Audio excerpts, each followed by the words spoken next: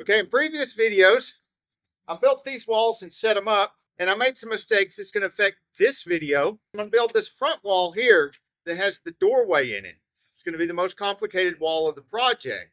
As you can see, this back wall was really simple because it's all just like 16-inch center 2x4 studs, and they come to the corner.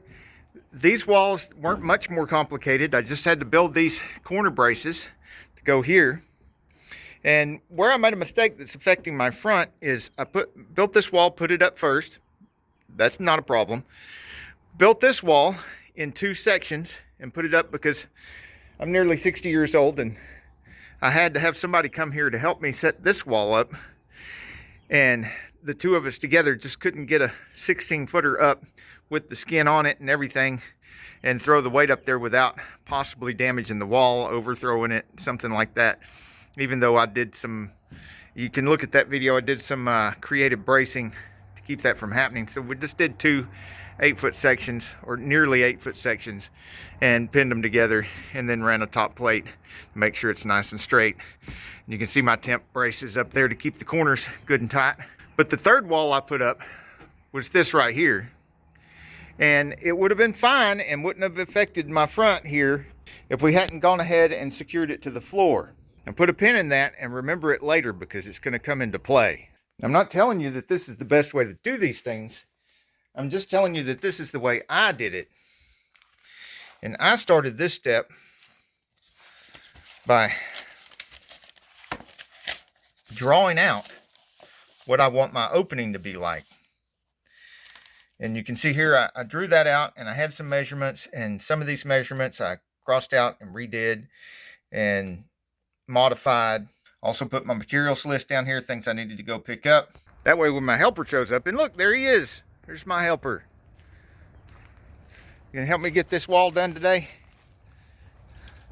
Are you?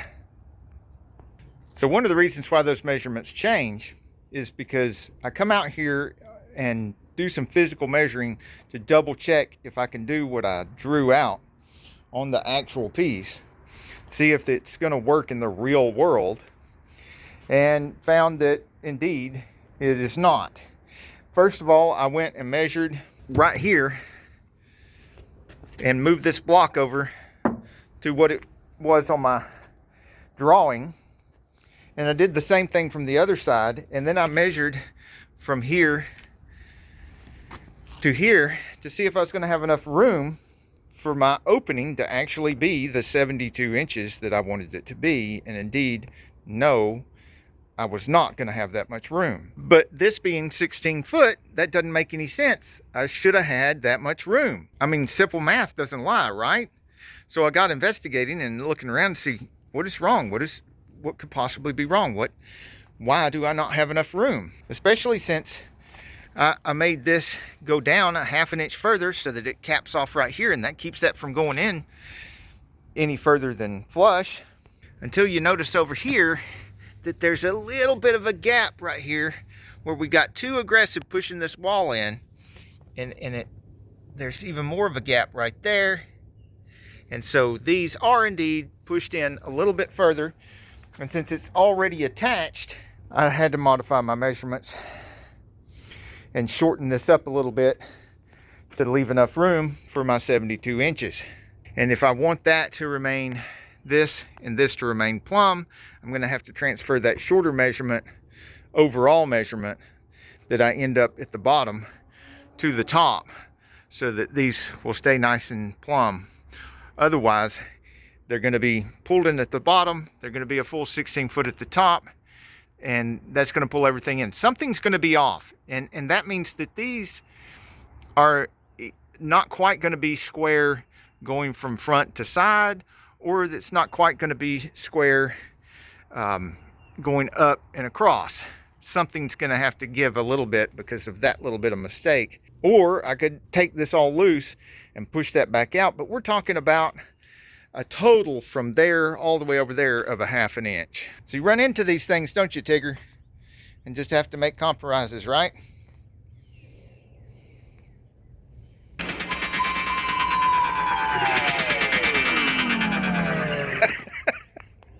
What's that? In order to make things go a little bit faster today, I've brought out the chop saw or the miter saw, and I'm going to put a 4x8 sheet on the sawhorses and make a makeshift table so that I can put the saw on there. And then using the miter saw, I should be able to cut the boards straighter and quicker. If you want to see how I was getting the same results with the handsaw and the square, then check out my previous videos. What do you think, Tigger? The table going to work? He's inspecting it. First of all, look at how not straight my saw is. Got to look for these things or they'll sabotage your progress. Yeah, look down there. That's not right. Now these two boards I cut, I want to double check them. I have marked them so I'd know to put the right one in the right place and the left one in the left place, the up on the up, the down on the down, all that kind of stuff. I've even pre-marked them with where the studs are going to go. But I want to lay them there, do a dry run, and check and make sure that I do have the 72 inches now that I was hoping for. As a matter of fact, my new measurements, I wanted 72 1/4, and that's exactly what I got. So doing all that double checking and triple checking and everything looks like it is paying off. I am getting the 72 inch opening that I wanted. It's exactly 72 1/4, which gives me just a little bit of leeway. And the reason I want that is because sometimes these will be a little bit twisted. You nail them right on the edge. If you look here, this is ever so tinily sticking out over the edge. Less than 1/8 of an inch, but sometimes they can be at like a 1/4 inch. Look at that. That one's sticking out a little bit. And it's flush over there because it's factory cut fatter than the other ones. Or it's swollen with moisture. Something happened. You can see they're definitely flush with the other side, and yet it still sticks out ever so slightly.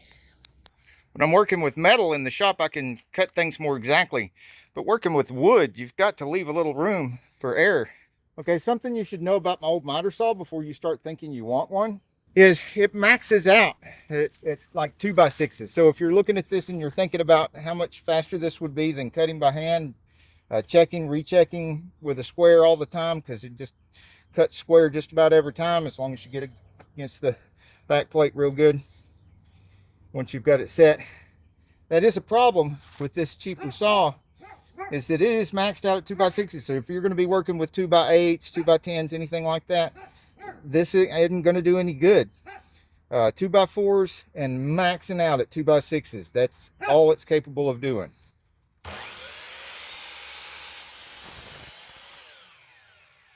And look, still doesn't even quite get that last little tiny bit right there, that last little corner. I'm not saying that a miter saw is not good for doing this kind of stuff on the job site. I'm just saying you'd need a bigger, more expensive saw. And in the meantime, here's the trick I use to get around that problem with it doesn't cut that last tiny little bit. I flip this over carefully, bring the blade down to check where I was at, get exactly in the same spot. Against the back plate, check it again. You see, I'm losing that quickness now because I'm having to do this stuff. So I might as well have done checked it, double checked it, triple checked it, and then cut it by hand. Yeah. Right there. Nice cuts. Nice cut. Very straight, very 90-degree, very square. Very, very square. So very square that I can use it as a template and mark off of it the next ones I want to cut them by hand. And those next ones will be almost as great as the original that I cut with the miter saw. And I'll just double check, make sure that it's working as great as I told you it was, which it is. Okay, another mistake you need to watch out for, and I can honestly say this isn't my mistake. If you run those up to where they're exactly matched up on one end, then you go to the other end, you find that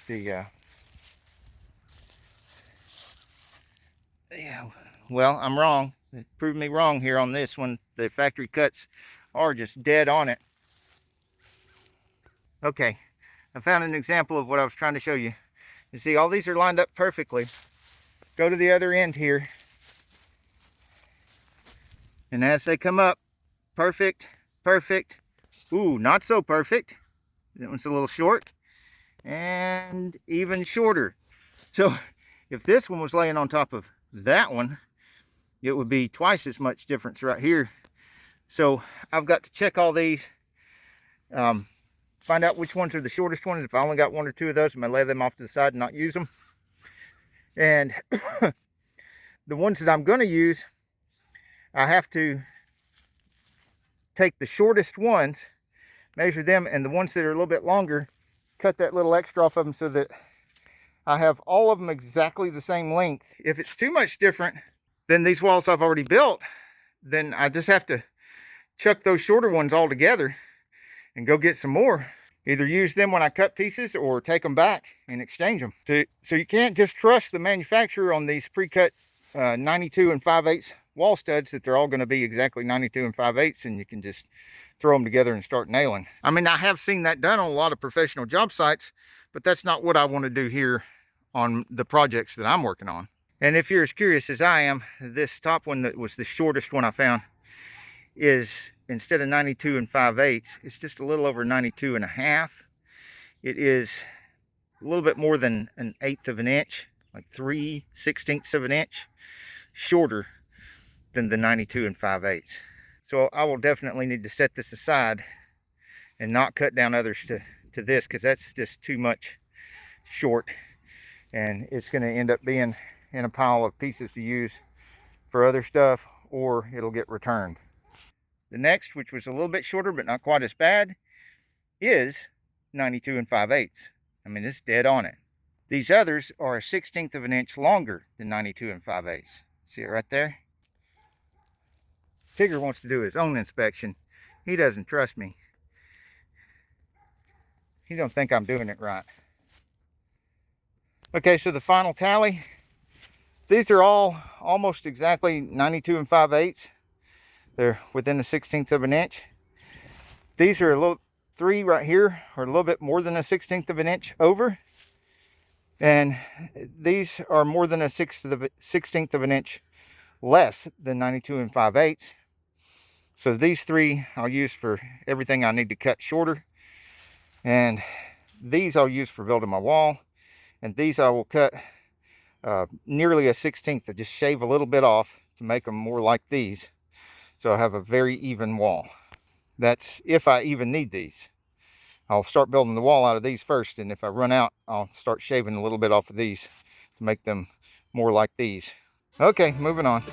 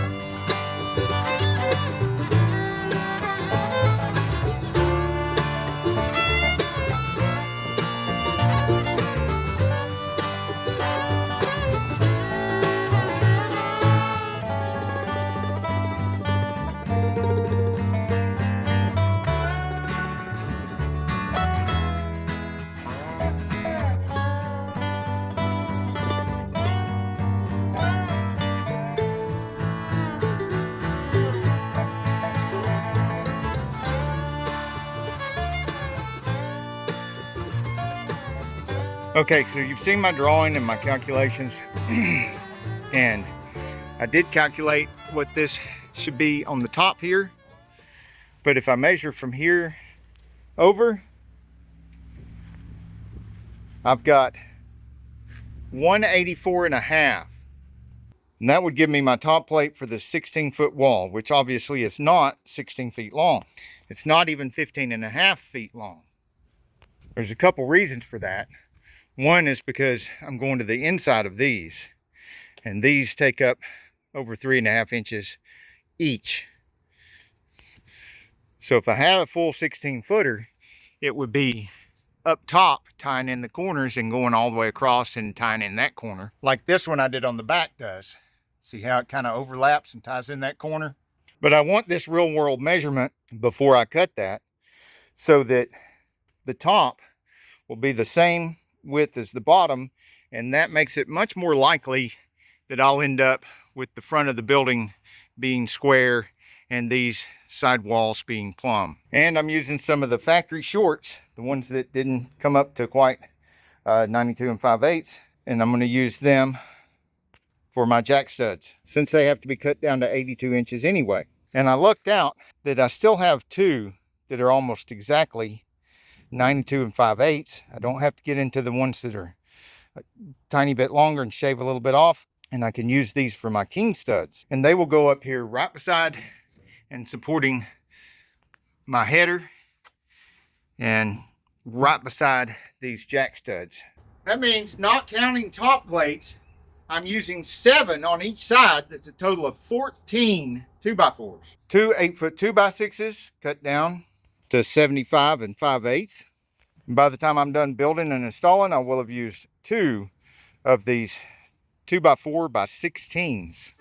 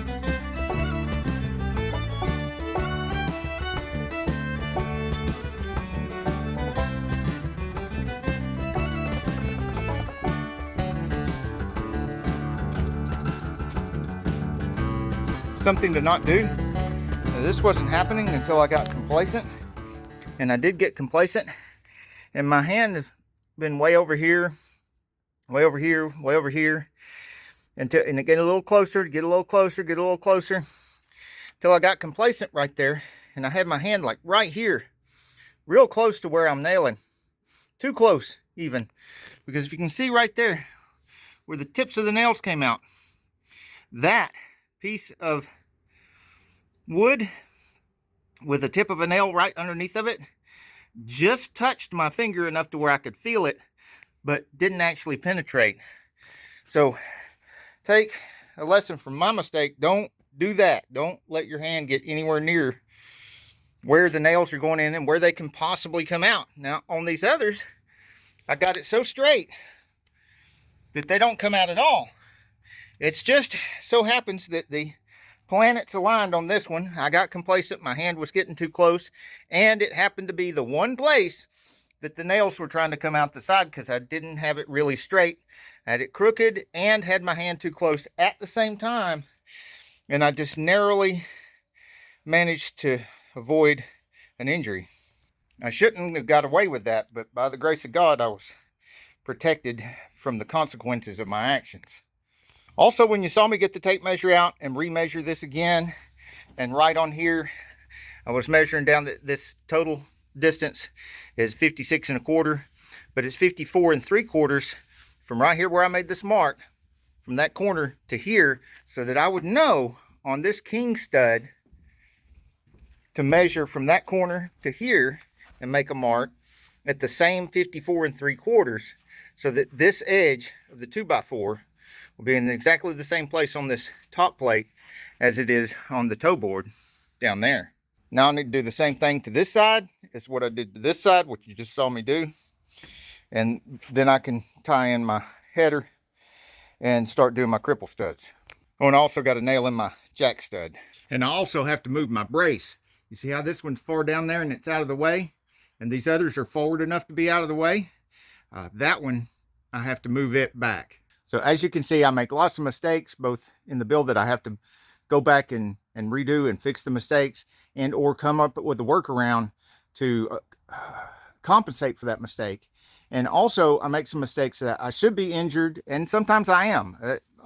Almost always I'm burnt, bruised, or bleeding on a job before I'm done. So keep that in mind if you're thinking about doing this kind of stuff. Do it at your own risk, and if you don't want to be burnt, bruised, and bleeding, and you don't want to have hospital bills or anything like that, sometimes it's cheaper to just pay somebody to build it than it is to pay for the medical bills. I'm hoping that seeing my mistakes and will help you avoid those mistakes, and maybe even more mistakes that I didn't even realize I was doing, once you start reading the comments below. Because there are always people commenting and pointing out things in the comments below. Now I have a couple of imperfect 2x4s, and I want to show you what I'm doing with them before I put the other one over here. This is the jack stud and king stud together. And they look pretty straight, and they pretty much are, especially once they're tied together. The header sits on top of the jack stud, so that's holding it up. It can't go this way because of the king stud. But I put a couple of nails in here just for good measure, so it's not moving around, slipping out, falling out when we're raising the wall, that kind of thing. I've, of course, nailed the two 2x6s together. Now, if this had been not a shed, a house, I would have slipped something in between those two to fatten it up a little bit to take up all the space. All right, here is what the extra 2x4 I'm doing with it. And this is completely unnecessary. This is just something for personal reasons. I like having the extra meat near the doorway, and it being this way to give the extra strength, because these can bow side to side, but when you put something 90 degree to it like that, it helps really stiffen it up like a corner. It is a corner, and so I like it to be made like a corner. Well, it's not technically a corner, but I mean, as you come out from the wall, since it is a doorway, if the doors are open or there's no door in it and you walk around this, you're kind of arguably walking around a corner. And if you do something similar but different, like if you take a piece of scrap and go from here straight over, or 2 or 3 of them, let us all know in the comments below what you're doing to strengthen up these doorways. The way I'm doing it does bring our count of 2x4s used up from 14 to 16 though, so there is added cost to that. But I'm also picking stuff out of the pile that's like this, lots of knots and stuff, messed up corners, to use for these extra pieces. Click the link in the corner to see the next video where I show you my trick of how I lift this big heavy wall into place all by myself without calling for any help.